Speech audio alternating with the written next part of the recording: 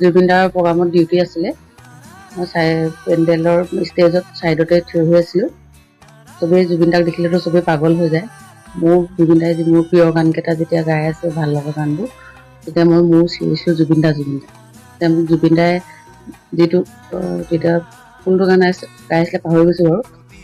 গাই থাকোঁতে জুবিন দাই মই জুবিন দাৰ কথা কওঁতে গানটো শেষ কৰি মোক মাতিলে ওচৰত। তেখেতৰ কোনোবা মেনেজাৰ নে কোনোবা ইলেক্ট্ৰিচিয়ানৰ হেড নাজানো, তেখেতে কৈ আছে মই নেকি ছাৰ? কৈছে, তেতিয়া কৈছে নহয় তাই এনেকৈ কৈছে। মতাৰ কাৰণে মই আৱেগিক হৈ গ'লোঁ।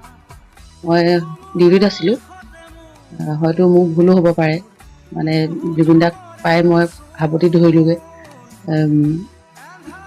মানে আৱেগিক হৈ, মানে সেইখিনি সময়ত যে মই ডিউটিত আছিলোঁ, মোৰ মানে আৱেগিক হৈ জুবিন দাৰ লগত কথা পাতিলোঁ। জুবিন দাক মানে মই অনুৰোধ কৰিলোঁ, মোৰ কাৰণে এটা, মই সৰুৰ পৰা আপোনাৰ গান শুনি আছোঁ,